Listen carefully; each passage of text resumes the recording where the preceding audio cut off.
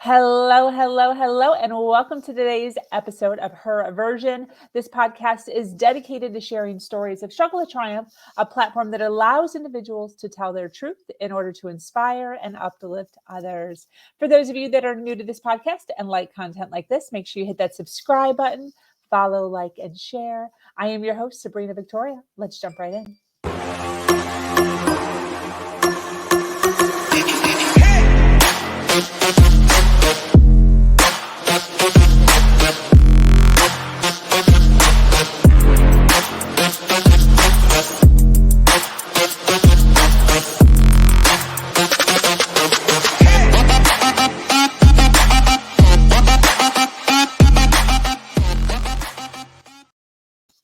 Hello, and thank you for joining us for this episode of Her Version. The Her Version platform is built on storytelling and the understanding that many times our greatest learning experiences come from listening to other people's stories. Today, I'm speaking with two amazing women named Dr. Elizabeth Rainwater and Dr. Latonya Rainwater. They are the creators of, is it ELRSHOP or ELRSHOP? ELRSHOP. ELRSHOP. They spent years mentoring and counseling students to work hard to accomplish their educational goals and encouraging them to go beyond the textbooks. In becoming teachers, they saw a special need to create and provide educational products for kids and inspirational products for all ages to inspire and uplift people around the world. Today, through ministry and mission work, they are making a difference. Welcome, Elizabeth and Latonya. How are you?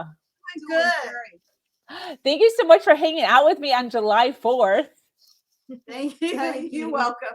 Yes, we are up early and we are hanging out today. For those of you that are already jumping on live, thank you so much for being here. For those of you that are watching on the replay, make sure you hashtag replay so that we know that you were here and you were hanging out with us. We'd love to send you some love. So, ladies, I would love to just kind of know a little bit about you before we kind of jump in. Where are you from? And obviously, I'm assuming you're sisters. And, kind of tell us a little bit about you, a couple minutes. So my name is Dr. Latonya Rainwater, and this is my sister Elizabeth Rainwater. And let's see, we're the only two siblings in our family, and our dad was military. Did over 20 to 22 years in the Army, I believe. And so our family is all clergy. and so that's where our love of ministry comes from. So we've been in a lot of things, whether it's choir, whether it's feeding somebody, mission trips, evangelizing the kids, you name it. We pretty much did it and still doing it. We also are blessed to have earned over 5 degrees in different things. Wow. And so that's a journey within itself. Yeah. I would say so. And we not too long ago, back in November of 2021, we opened up our own shop together, which we'll get into that a little bit later. Yes, I love that. Well, so awesome. So great to have you here today on the Her Version platform.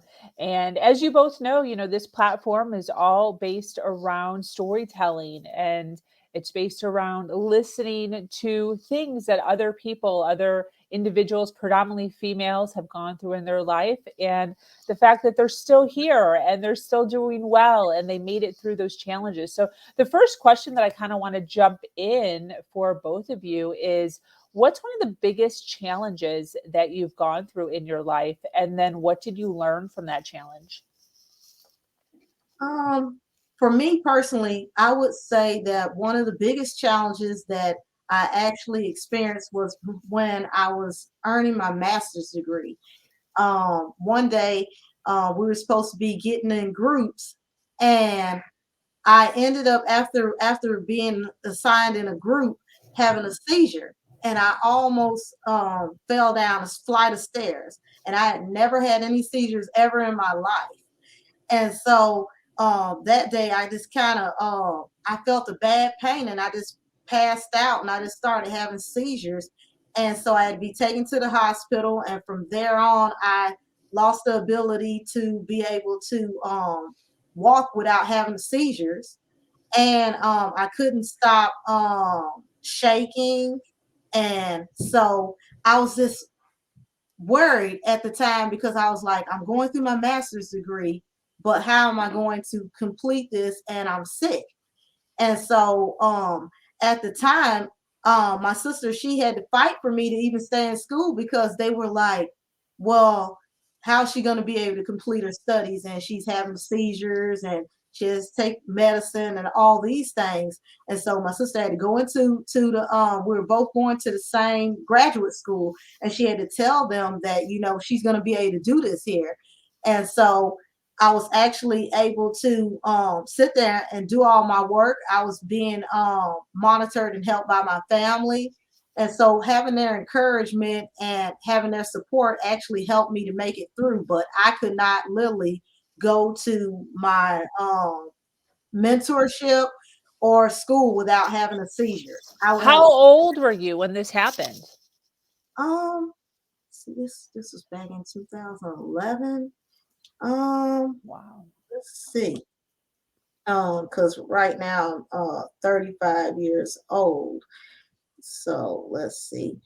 Um, wait, no. So 2011. I'm pretty sure that I was in my 20s. I'm pretty sure I was in my 20s.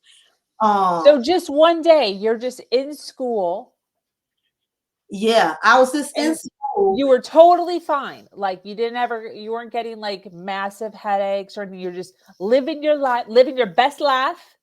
Yes, I And was. then one day you just had a seizure. Yes. See, before prior to having a seizure that day, we were supposed to get in groups. And I never liked to get in any groups because it was always stressful to me. And at the time, being in graduate school, I felt like, you know, everybody's mature enough to get in a group with a partner. But everybody in that classroom was like, oh no, I don't want to be partners with this one, and I don't want to be partners with that one.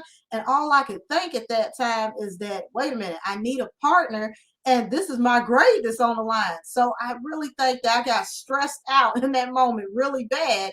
And I just ended up getting sick that day. Wow. Wow. So then continuously from then forward until now? Still No, every Oh no. no. I had seizures for a good couple of months and off and on throughout a couple of years. But one day God touched me and I got healed. So I haven't had any seizure like activities or anything ever since. Wow. Um, so, you know, I was going to church and I was just, you know, I was before I went to church, after having seizures, because I was in the hospital a lot. So I didn't get really able to go anywhere. So, but I always believed in God. And when I was in the hospital, I was in there and the doctors could not find anything. And so it was scary to me. They could see that it was a seizure and they even said it was epilepsy, but they had no proof. And so Wow. we were doing all these tests and everything, but nothing was showing up. And they were giving medicine, and it just seemed like it made the seizures even worse. Wow. And so one day, you know, I just heard God's voice and I felt his presence, and he just let me know that they're not going to find it. He said, they're not going to find it, but he said that I'm going to heal you. And Wow. I hung on to that and I believed it. And I kept going because, you know, I felt like if God's going to heal me, then he's going to use me for something great. And, you know, I went to my internship and I worked on my studies and while still having seizures and being inspired and supported by my family. And there was many a times during that point in time in my life that you know, I had to lean on what God had said to me because I wanted to quit because I was like, I'm sitting here and I'm shaking and I'm having seizures, and I just felt like I didn't have outside of my family. I didn't feel like I had the support in school. And I was like, how am I going to accomplish this? They're not understanding that I can't come in there like I want to. And and so it was hard. And I was like, well, God, I don't know if I'm going to make it through this. And God was just reminding me that this is what is going to happen. You're going to make it through it. And the great thing about it is that even though I was still sick and I finished everything because they were trying to push back me being able to graduate. But me and my sister ended up graduating together, and I ended up being one of the speakers for that graduation. And so Wow. everybody was kind of amazed I was even able to get up there and speak because I had a hard time walking, so I had to learn that all over again, and I had a hard time with my speech. So Wow. sometimes I have like a pause in talking still, but I don't have any seizures. So Wow. Good for you. So what did you learn? What did this whole scenario teach you? you know, it just taught me to trust God. It taught me to trust God and to trust that, He has a bigger plan for me, and to also don't give up. Because if you give up on something that you may see as big or even small, then how are you going to see the rest of life? You may just continue on a path of giving up. And so by hanging in there, I looked at things like there's nothing that I I'm gonna give up on after that. And so it was just an inspiration to my own self. So anything that I went through after that, I was just like, no, it's gonna be fine. I don't care what happens, it's gonna be great. Even if I have to create something, it's gonna be good. Yes, absolutely. That's fantastic. Next story. So I'm Dr. Latonya Rainwater, and let's see. I have a couple of them, but let's talk about this one here. Um, so back in, let's see, I want to say 2012. Um, I was going during my doctoral program, going through that, and was in residency during that time. And I woke up that day before going to my residency, and I felt something wrong with my eyes. It just didn't seem normal. So I'm thinking that, okay, you're in a doctoral program, so you're overworked already, and you're just tired. So Yeah. I kind of ignored that, something was wrong.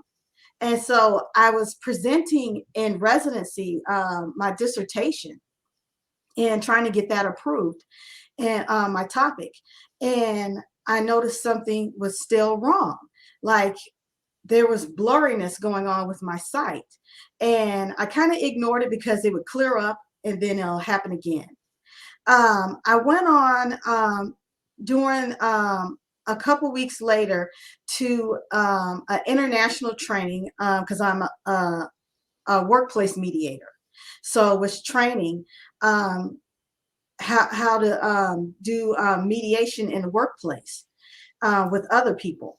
And after I got done with that training on that last day, my sight I just felt this extremely bad pain in my I think it was my right eye, and extremely bad pain, like somebody literally just stabbed me in the eye.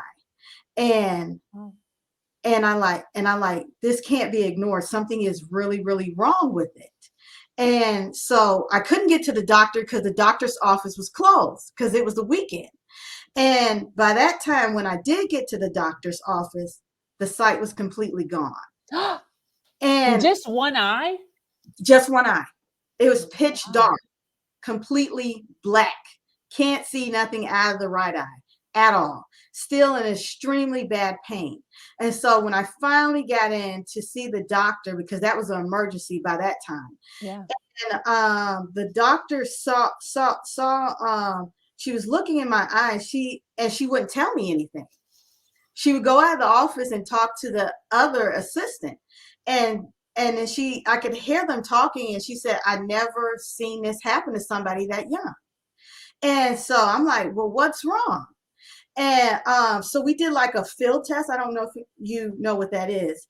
And what that a field test is where they you look into a machine and it tests your eyes, both eyes, to look in the back of it. And Oh, okay. Yeah. so they got to looking, and it was completely nothing there in the right eye. The left eye was very, very strong. And she said, I have to send you to a neurologist.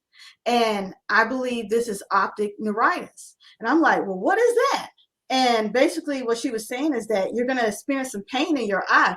And obviously the sight is already gone. So, with some people, if they have optic neuritis, it might be a little bit of blurriness or just plain out, just gone, your sight.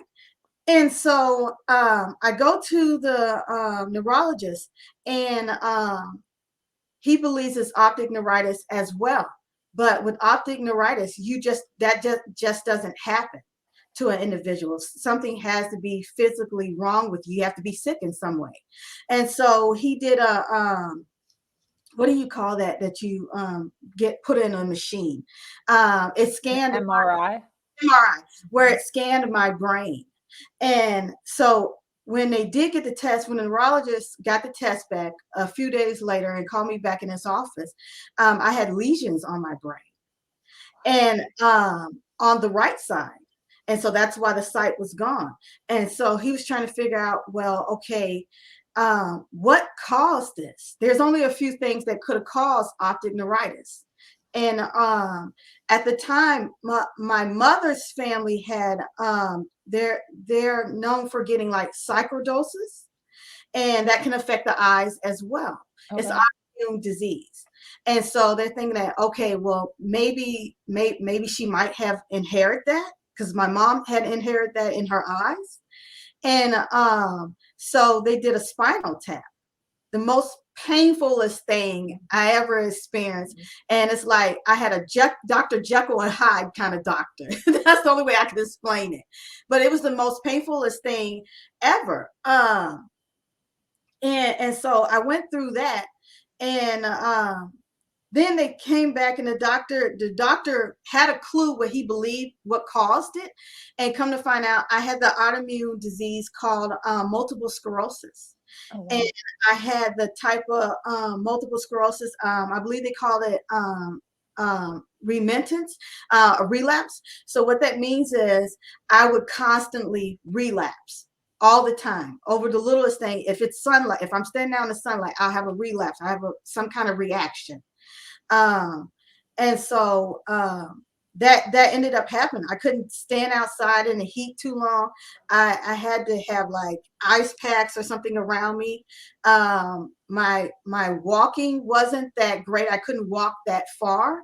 I would get very tired or weak in my limbs, things like that. And still, the sight was still missing in the right eye. And so I was asking the doctor, do you think that would come back? He wasn't sure that my sight would ever return at all. He gave some kind of medicine for it. And it took some time for that to even clear up where I could see again. And during that time, after being diagnosed, I had to take shots in 7 different locations on my body each. Wow. So 1 shot a day in different locations, 7 different locations, whether it was my stomach, arm, legs. I was trained to do that. And then they also trained my sister, because they came up time where I could not hold the machine steady enough to shoot the injection on myself. And after a while, the medicine stopped working. I was placed on 2 different types of medication, and during that time back then, I think they was getting ready to come out with a pill, Yeah. uh, but it still wasn't. I think people was dying from that medication Wow. at that time, so it still was fairly new and being tested. And I was going during this doctoral program, residency and everything. And when losing the sight, I built my left eye up, and I was still typing on the computer, but it got to the point where I could not focus anymore with just one eye. So my sister came my eyes and started typing what I told her for the homework, because Wow. it wasn't going to work any kind of other way. I couldn't see. So one day, I ended up, my sister gave the injection shot one day, and I knew something was very wrong when she gave that injection shot. Just automatically, when that went into my blood system, I knew something was very wrong, and that I was shutting down. My body was literally shutting down. So I was trying to remain calm, because at that time my sister had seizures, and I knew if she knew something was wrong, she would have went into a full blown seizure. Got it. And so sure enough, I was going down. I was setting up, but I was literally lumped over and couldn't breathe and couldn't really talk. And so I could see her, and she knew something was wrong with me. So she was running to call 911. And I'm like, everything is gonna be fine. Everything will be just fine. Just try to stay calm. And I was just saying that, God, I'm not going to be able to function. I know that I'm I'm just gonna be pretty much gone. And I just felt like I was dying. And I was like, God will just help my sister, because at this point nobody could help me. It was that medication. I had allergic reaction to it, and that was Wow. supposed to happen day one with that type of medicine. But unfortunately, it happened to me later on, being allergic to that medication, versus what they would say happened common in people, if you were to have allergic reaction. And, Wow. and so I ended up waking up from that allergic reaction, and she ended up being fine. Kind of find out, she praying the same thing: God, just help my sister, don't worry about me. So Mhm. it was a very difficult situation to be in, because it was just me and her. There was absolutely no help anywhere. Hospital far away, and it's a very difficult time. Being on that medication, I had to self medicate. So not only was I on this medication that was a high dosage, I also had to take pills on top of that, so I didn't get extremely sick. So this type of medication, the best way to explain it is, I had flu-like symptoms every day off of this medication. So I was extremely, extremely sick and weak. Didn't really know where I was at times. Somebody could be talking to me, and I just look high as a kite as somebody on the street that's getting high. Uh, Wow. and so it was just a very, very difficult time. And then God told me, he said that I'm going to heal you and restore your sight, because when my right eye was healed and I could see, then my left eye started to do the same thing. So it Mhm. just go back forth, right, left, right, left. And so God said, I'm gonna heal you. And my parents was like, how did she get through this? Where anybody would have been broken over something like that. And I was like, positive in that matter. They had people calling me, because during that time they'll pair you with somebody to deal with that. Wow. They had, multiple sclerosis, a mentor, and I'm encouraging the mentor. She's supposed to encourage me. So I just looked at that and I said, because God has me. I was still reading the Bible with one good eye Wow. Wow. and praying, and like, and God said, I'm going to heal you. And sure enough, he very much did. I felt my body being washed, literally washed. I could hear water washing and covering me in my sleep. And he's saying, I'm going to heal you. We went to a church revival. In that revival, um, God said, I'm going to heal you. Don't take that medication tonight, because it wasn't working. I knew I was dying. It wasn't working. Yeah. And so God began to he ended up touching me, and I was healed. I was healed, and my sister and I couldn't praise. I was still weak. I couldn't praise. And so my sister asked God, can I praise for her? Because of what you just did for her. And so God said, yes, absolutely. I'll accept that because I know where she is right now. She just got healed. And that will forever stay with me. My sister was my eyes, and I was her legs and her mouth to speak, because she could not speak during her illness. Unfortunately, we were sick around the same time, different programs, masters and doctorates. So and both had suicidal tendencies. yeah, And because of the medications. Yep, because I would mess around with the medicine and all kinds of stuff. I'd take it off and on, and I just wouldn't know what I was doing. And my sister, she had to be monitored as well, by me. So we were watching each other day and night. Wow. Mm-hmm. And, Fantastic. and so what did I learn during that process?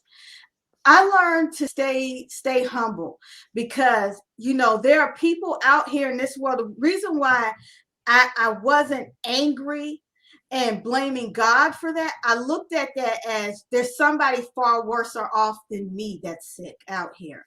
And if I can be a positive role model for somebody else, I'm going to do that despite what I'm going through in my mind and in my body. And I just looked at it. I just looked at it that way. And that, thank you, God. If this is it, then thank you, God, for the life that you have blessed me with. If it's not, let me do more out here. And God knows, ever since then, we have did more out here, sharing our testimony. I didn't even know. We was asked in a large international congregation of a church to speak about, because we have so many degrees, to speak and encourage people that's going to school. And I didn't, as I shared my testimony, because sickness was a part of that. And I didn't know somebody was going through that very same thing that God just brought me out of. And the person walked up to me and said that I'm sick with that. How did you deal with that? And I just we begin to pray for that person and be like, you just trust in God. He'll bring you through it no matter what, whether you healed on this side or the other side. And that's what I accepted. Whether I was healed on this side of earth or beyond it, no matter what, I was still going to live my best life through Christ, no matter what. Because whether I was healed or not on this earth, I will bless somebody else. And the reason why I say that is because so many people get sick and they're like, God, I prayed, and and they passed away. They didn't get healed on this side, but they did get healed on the other side. There was this man my dad knew that had brain cancer, really, really bad, stage 4. And I tell you, I promise you, this man, our family ministered. He got saved and filled with the Holy Ghost and got baptized. And this man didn't believe in God. He didn't come from a family that believed in God. But being around my dad at work, he ended up hearing about God and ended up believing in God.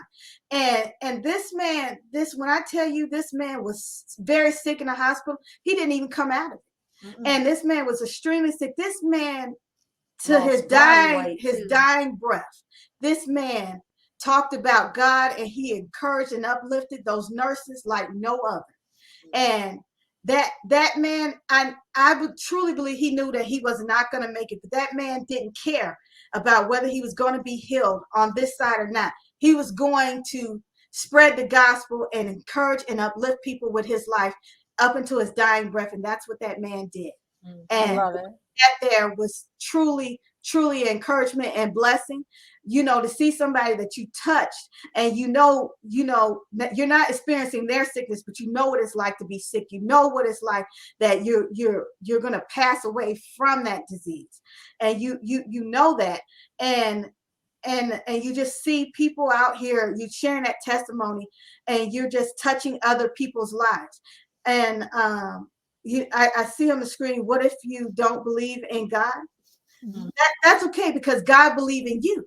Mm-hmm. You know, because no matter what, God doesn't treat us no more better because we serve him, or because we know him. He loves everybody. Yes, God loves everyone, and God will touch your life, and He'll take you to places that you never thought that you could ever go. And it's not because He has uh a favorite or anything. You know, God looks at everyone's life and He says that I want to take you somewhere. I want to use you to do great things out here. And it's beyond what you could ever think for your own life. You know, a lot of people, they don't believe in God, but once they get around someone else, or they have their own personal experience, then they start to look at it and say that this could only be God.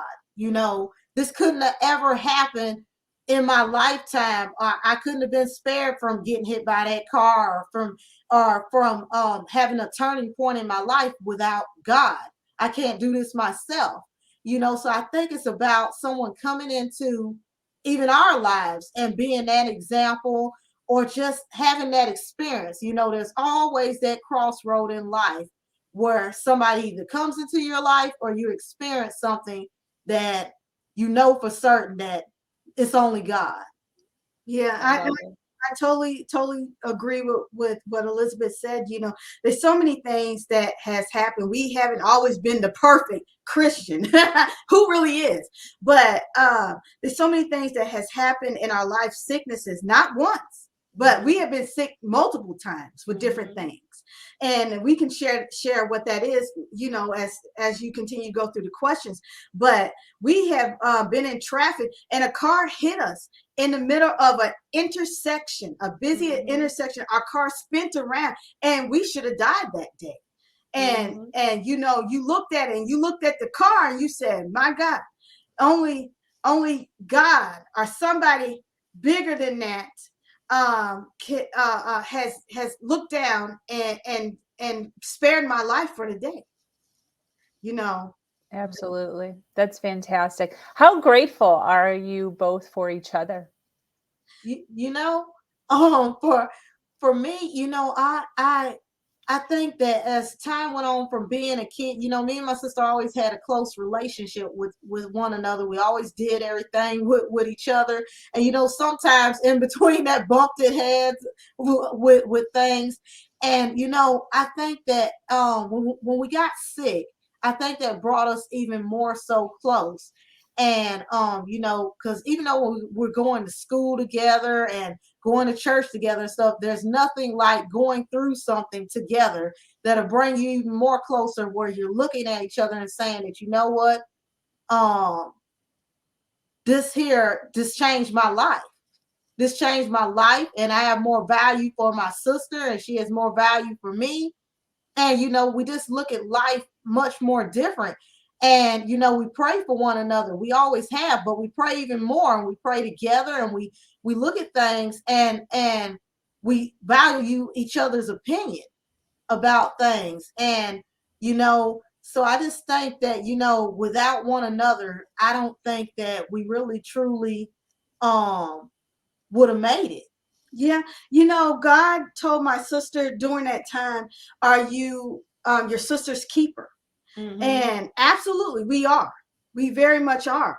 And Lord knows we definitely proved that over and Mm-hmm. over in a very difficult situation. I don't know anybody that would have shot me 7 times in 7 different locations, you know, and see that the swelling and sickness and everything that had happened. And the same thing, I don't know anybody that would bring her food in the hospital, you know, and come in there and you know, doing speech therapy and you know, talk to every teacher she had, talk to every partner she had with her school projects, the president. It didn't matter who it was. I willed my sister in that graduate school in a wheelchair to Wow. sit in the class because they was going to kick her out. And I said, she can do the work and Wow. she will get through this. Yeah. We And will be there. We went yeah. from the hospital to the classroom and stayed in there tonight, did it all over again.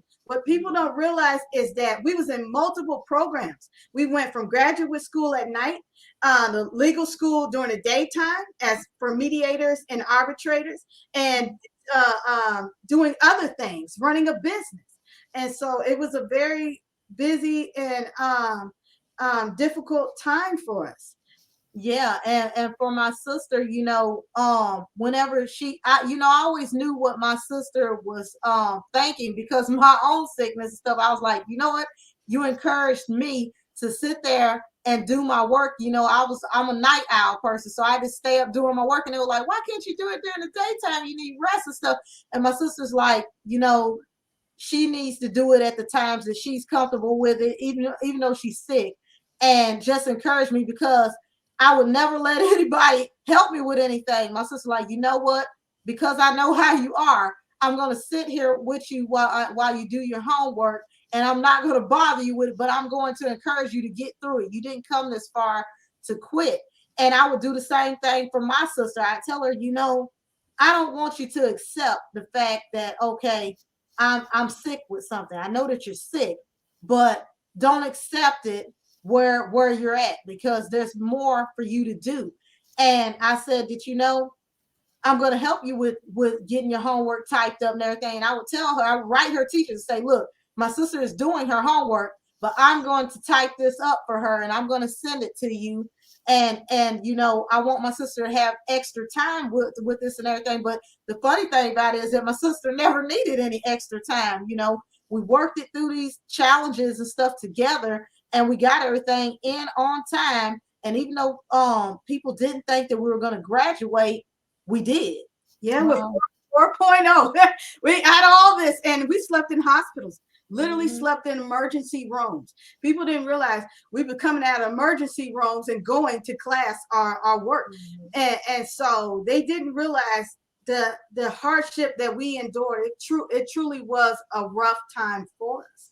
And all we pretty much had was what was each other. And Yeah, each other and our parents and God.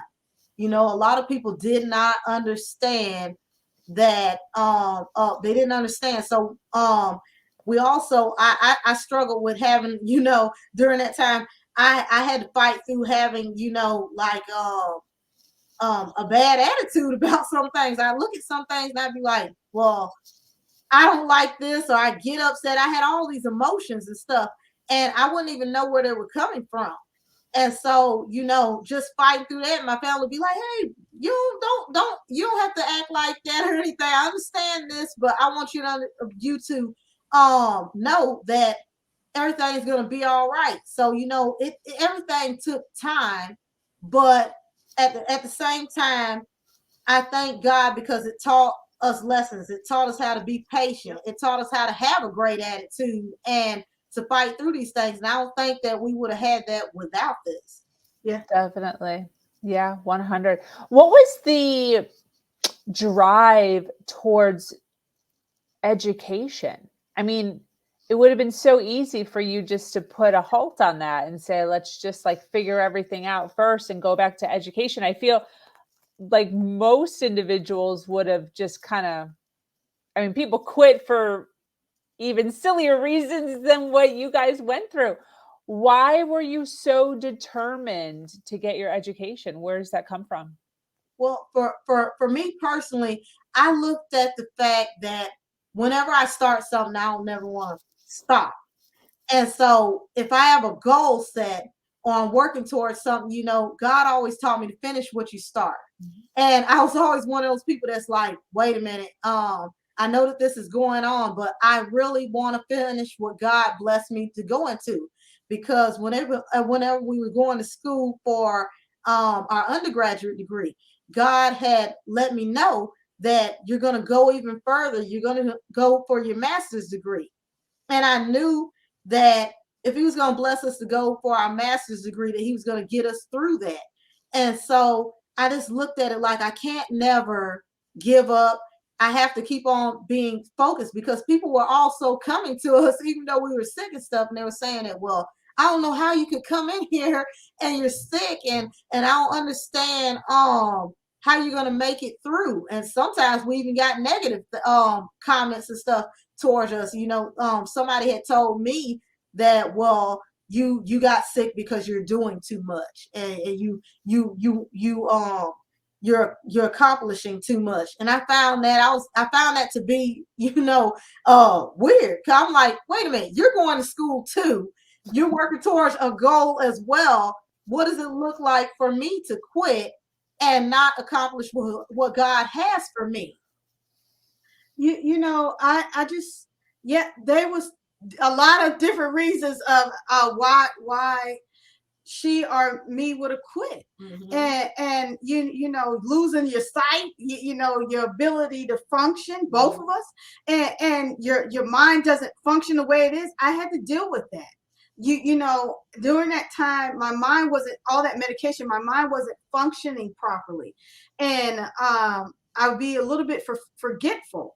But at the same time, I had to deal with that. That was a little bit of depression in some sort, because my mind, oh my God, it doesn't function the way it needs to function, like it used to function. I don't feel the way I used to feel. And you know what? I had to look at that and push through that, because that it's truly was a very difficult time. And yes, there were so many reasons of why we could have quit, but there were so many reasons of why we shouldn't quit. And as we tell this our life story of many, many, Lord knows we endured a lot, but as we tell this particular story and it relates to school, it relates to a lot of people that's going to school that want to quit. And there's so many bad things that had happened to us during this process when it came to school, especially with the school system itself. And we tell people, don't quit, no matter what. Okay, we were sick, but you're not sick, but don't quit. Yeah. We mentored people. We kept people in their programs to be doctors and master's program. We kept them in school. We taught kids in China from ages 4 and up, don't quit. Yes. Just because you have challenges, overcome it. Don't quit. Yes. And speaking on education, me and my sister, we were actually cheated out of our first doctorate degree. We were only trying to get one doctorate degree, and the school, they basically stole it from us. And we had completed all our courses, got to the dissertation phase, and they just would not. They were cheating people out of going forward to complete their dissertation. So a lot of people basically did not move forward and were getting cheated in this school system. And so we were like, okay, I don't know what I'm going to do. This is what God has for me, but I don't know if I'm gonna be able to do this over here. And the school system, the people there, they said actually to me on the telephone that, oh, well, we know that this is going on and that people are getting cheated and stuff. Well, you're not the only ones, but I can't do anything about it. And so we actually lost the first doctorate degree that we went for, and they were trying to offer us a master's degree in place of that. But we said, we're not going to accept a master's because we earned a doctorate. And so what we did is that it took us a little bit because we had to step back. That was a challenge for us. We looked at it and we said that this is not fair. So we were like, God, I don't know if I want to pursue this anymore. But we were driving down the road and God said, I want you to finish what you started. And so we went back and we ended up going to another doctorate program. And that's the one that we completed in 2019 after having other challenges.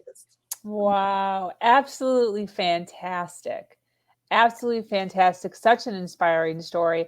And one of the things that I love about this is both of you recognize that. I feel like one of the disservices that a lot of females do is they go through stuff, really big, challenging stuff.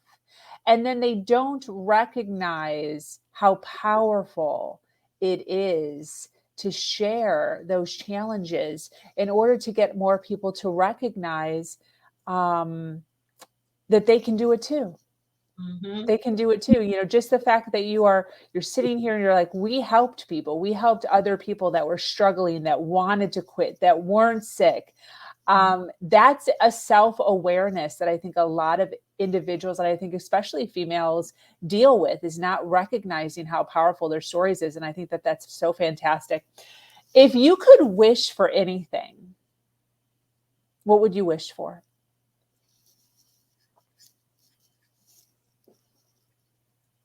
I think the biggest thing for me that I would wish for is just for there to be some clarity in the I would wish for actually there to be some clarity in the educational system, and for there to be more help in that. We're seeing all kind of violent things go on in schools, and also when students come out of school, a lot of us took student loans.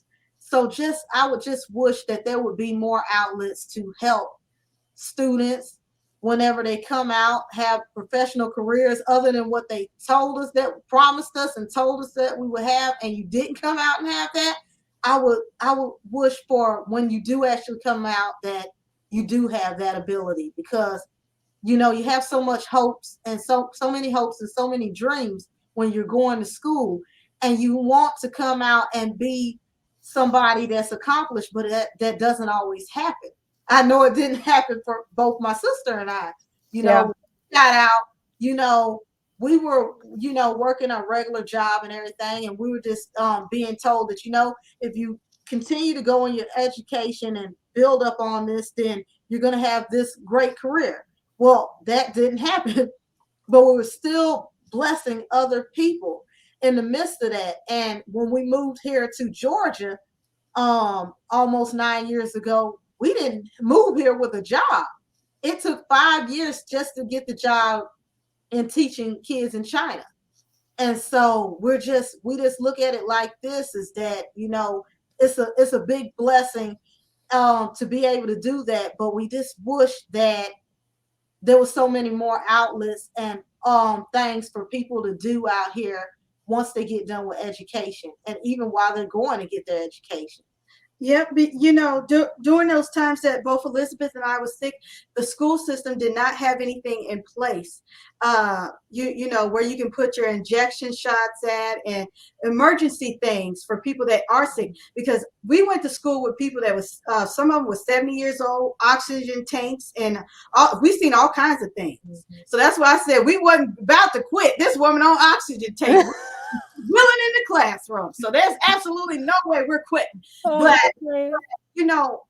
after all that sickness, they placed they placed things there for people that might have that same disease, to be helpful to them. Mm-hmm. And it wasn't, you didn't place it there for us during that time, but I thank God that you did look at our situation, and you had it prepared now to help somebody else.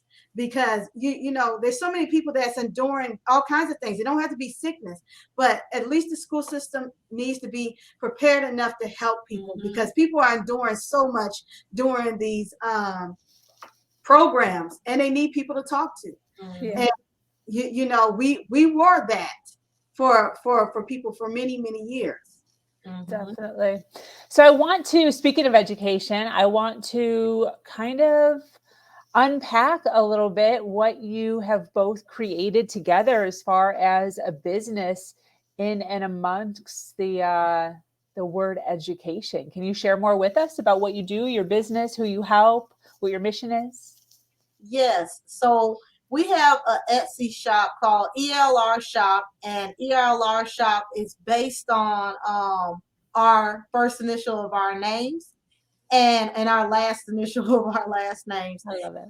So we wanted our shop to have a special meaning. So we took our names, and we also looked at whenever we were going to going to provide something for everyone worldwide, we looked at what's missing.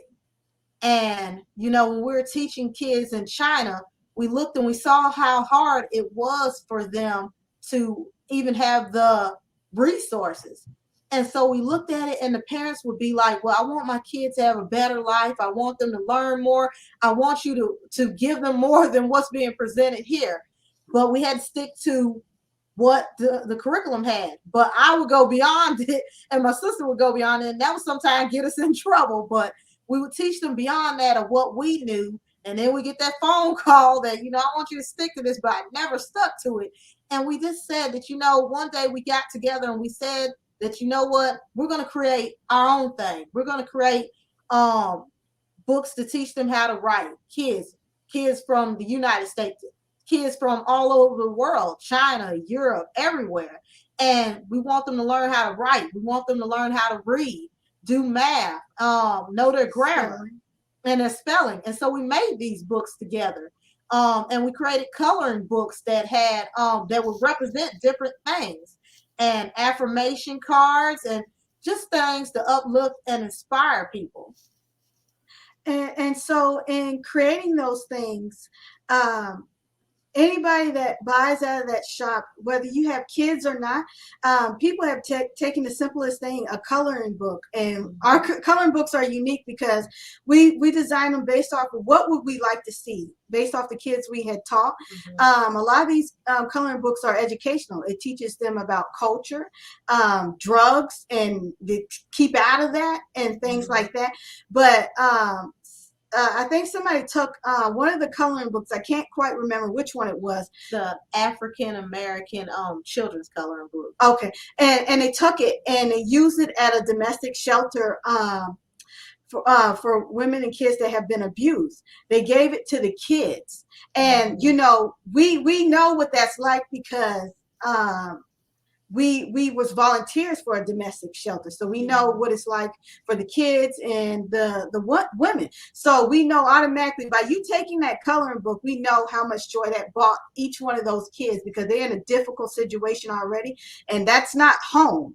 So just that person did, and we had a conversation with the person that bought it, and we thanked them, because we want anybody buy out of that store to be inspiring and uplifting, and something that they can educate, whether it's giving it away, donating it to somebody. We take those proceeds, every drop, and we pour it back into our ministry, to missions work, to feed people, to evangelize to a child, revivals, crusades, and locally, nationally, internationally.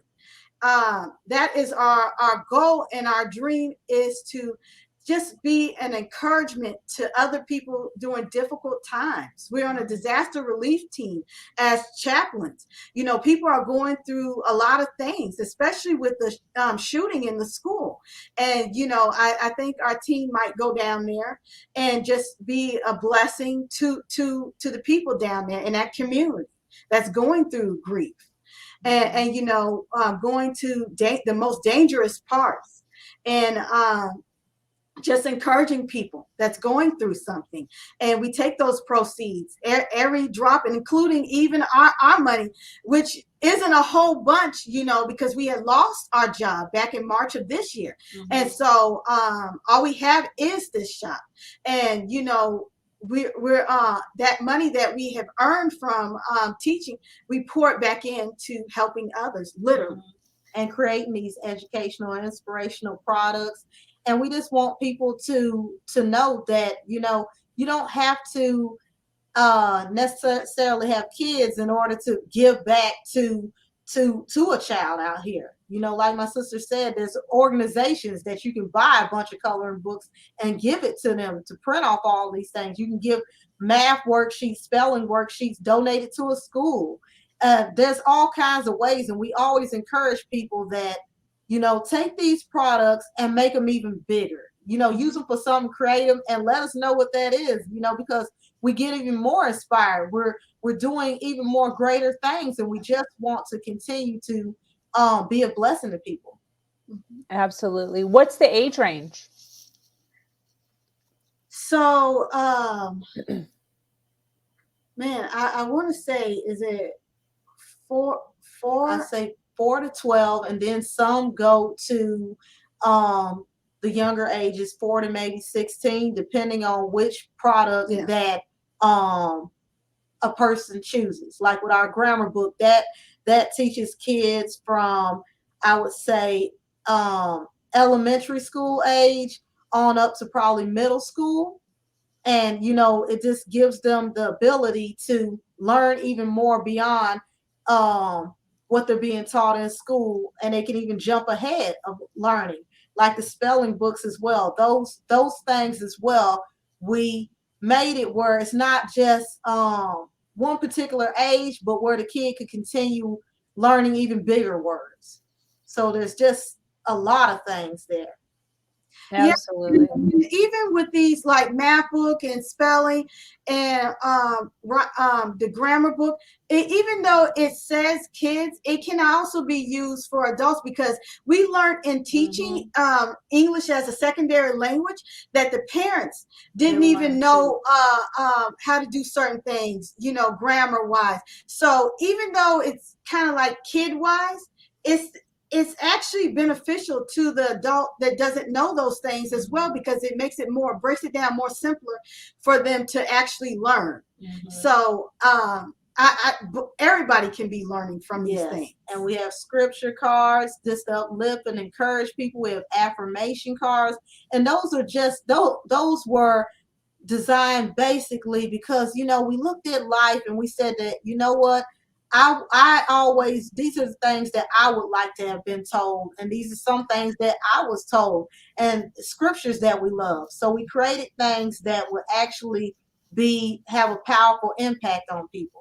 And some of it, and then there's wall art that isn't scripture. It's like our favorite quotes that inspire people. So we're getting Mhm. more into that, because we love quotes, and we got our own sayings that inspire people. Mhm. We're on social media, uplifting and encouraging people all the way around the world that writes Mhm. in, that might not be religious. Mhm. Some are, that's Mhm. inspired, by our testimonies and our journey. We've been through so much, and we share that with the community. Mhm. Absolutely. I love that. I love the passion that you have acquired from all of these challenges that you've gone through. And I really think that the journey that you've been on is really going to help instill the educational piece that's so important within the younger generation for sure. Stuff like this and having women like you who understand it and who actually are putting a focus on these younger individuals is really what's needed in the world today for sure. Yeah, yes, truly, because the younger we reason why we focus on the younger generation is because they are the next generation, and we Yeah. want to equip that generation and empower and uplift them to go do great things. We don't want them out here doing bad things, or the system get them, Mhm. or anything else. We want them out here doing awesome things, and that's what we always taught our kids, is that, hey, we want you to dream big. What do you want to be? I asked the littlest babies from ages 4, what do you want to be?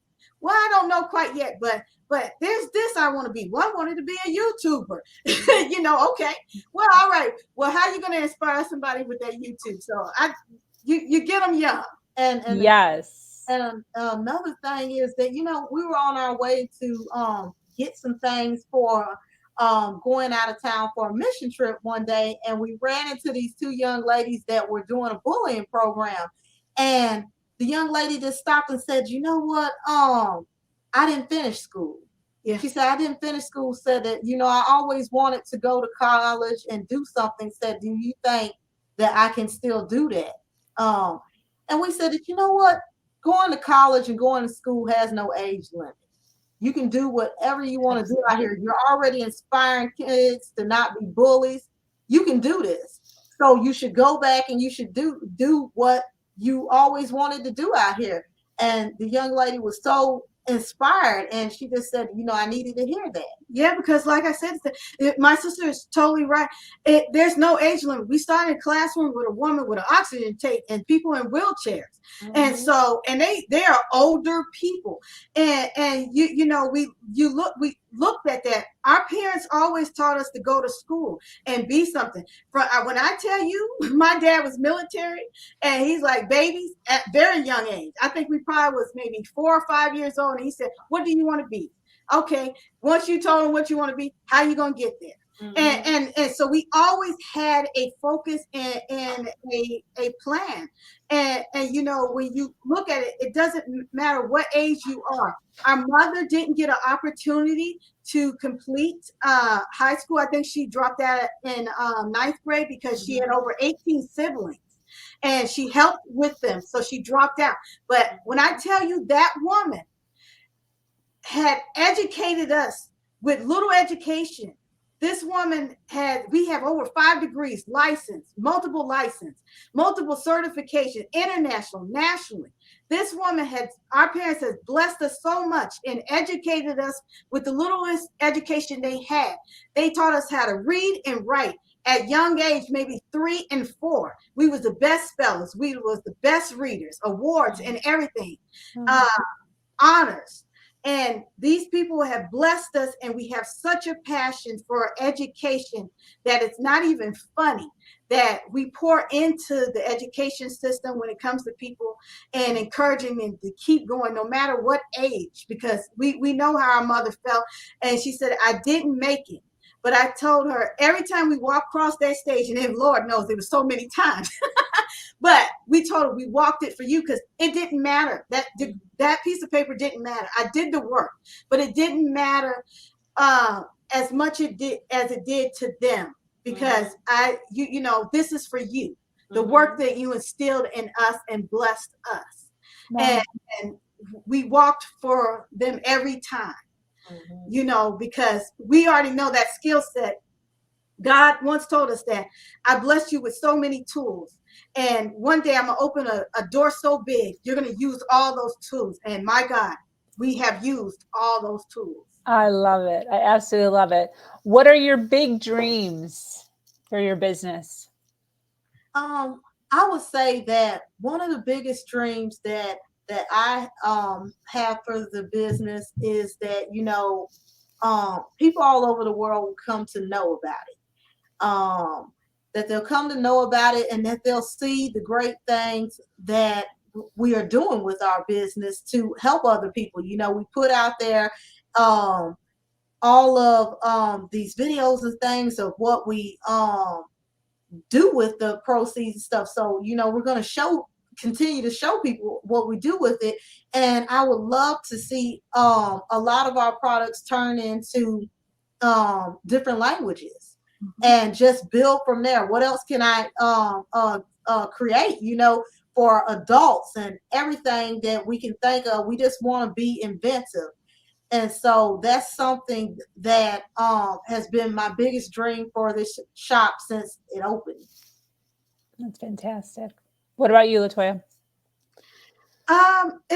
It's pretty much the same thing. Both me and my sister are creative individuals. We draw, and whatever we can think, we meet that goal and beyond it. You know, we see a need, and we see a lot. And so if we see a need, it's going to probably be in that shop. It's probably going to be in that shop, educating somebody or inspiring somebody. You know, I just saw this here. You know, let me create this to help somebody that's dealing with that. You know, we want that shop to be a blessing to people. You know, this every proceed pours into our ministry and mission work out here, but I didn't want to do like a crowdfunding or anything like that. I wanted something where people can have something and be blessed by it, and also see where the proceeds are going as they monitor our lives, because we put that up there. And we talk about ourselves. And so I wanted something where somebody is receiving something, but they also blessing somebody else. Absolutely, absolutely. So this has been absolutely fantastic. I so appreciate you both coming on and spending some time here on the Her Version podcast, speaking to the females out there who are enduring their own stuff, who are going through their own stuff. And, hearing stories like this is the inspiration that a lot of them need for the day to be able to continue, to be able to push forward, to be able to create whatever journey they are supposed to be on. But I love to end with advice to the audience, and I'd like to speak to the females specifically.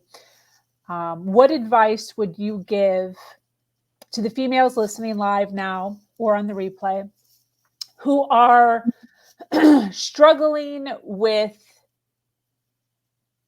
understanding why finishing school is so important? The dropout statistics are pretty high. Mm-hmm. Yes, it very much is, and that's why we had became at our graduate school the first two African American females to enter into this brand new mentoring program to keep people in school and encourage and uplift them, because like I said earlier, they deal with so much, and a lot of these was women. They have their own, they have kids at that point with graduate school.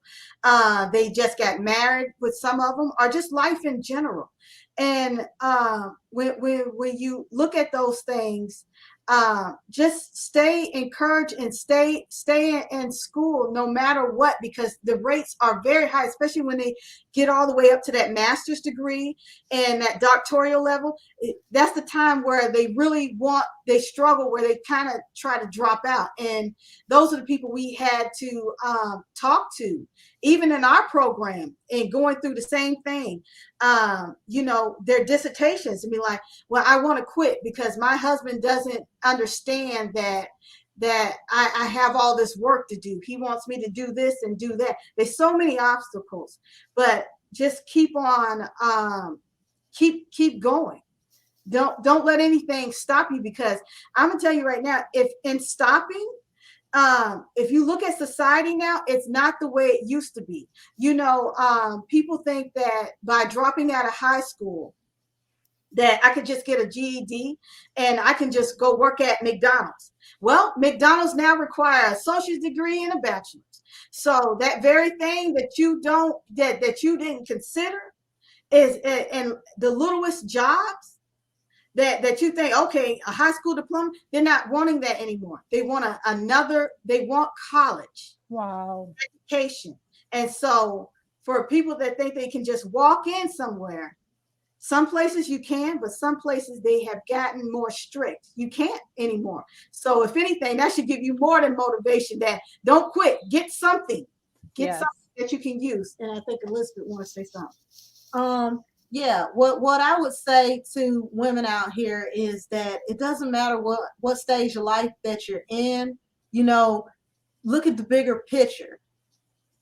Just take a look at the bigger picture, and if there's any goals that you have set, or maybe you haven't even thought about any goals, take that time out to look at where you see your future. And if you don't see what that is, just take a time out to look at where you want to be 1 year from now, a couple of months from now. Sometimes people say that, where do you see yourself in 5 years? I look at it like, where do I see myself tomorrow? Where do I see myself at the end of the week? Set small goals and work towards those, and think about, if you're a mother, think about your children. And, if you're an auntie, think about your nieces and nephews, how you're going to be a role model to them. Think about the other people out here that are watching you, that need your help out here. And that should be a great motivation to you to do something different out here. I know that a lot of women, they look at things like, I can't do this because I don't have that. Well, me and my sister have had times where we absolutely didn't have nothing, didn't have any form of money, and you don't have to have money to be able to inspire people. You don't have to have money to be able to do anything out here. You can go out here on the street and inspire somebody by just sharing your story. You can go out here and talk to people. I watch this young lady a lot that just gets up every morning and she brings out her keyboard and just does street ministry, playing music. And that inspires me when I look at young people doing different things. And I say, well, we're in our 30s and other people are younger than us and even older. We can be an inspiration out here as well. Absolutely. Absolutely, 100%. So for those that are resonating with your story and what you're doing and your shop, where can they find you on social media? Where are you predominantly present at? I would say that we're mostly present on Instagram, TikTok, and YouTube. Mhm. Beautiful. And then what is the username for the or for one of those, or like what's your Insta? ELRSHOP. Oh, really? They could, wow, you guys made it simple. Yeah. Very cool. So Insta, I believe that most people have Insta. Go to ELR Shop and make sure you follow, like, and share their content. For those of you that are interested in visiting the shop, the website is right above their head, www.etsy.com/shop/ELR Shop. I so appreciate you both being here. Thank you so much for hanging out with me on this beautiful Monday morning. Again, for those of you watching live right now, thank you so much for being here and hanging out with us. For those of you watching on the replay, make sure you hashtag replay so we can send you some love. Thank you so much for joining us here on Her Version. This community is expanding every single day and is filled with females who are striving to do better than they did yesterday. For those of you that are new to this podcast and like content like this, make sure you hit that subscribe button, follow, like, and share. Be sure to reach out to me here with any stories. I am your host, Sabrina Victoria, and I'm so grateful to be here sharing a platform that allows people to share their truth and inspire others as always. And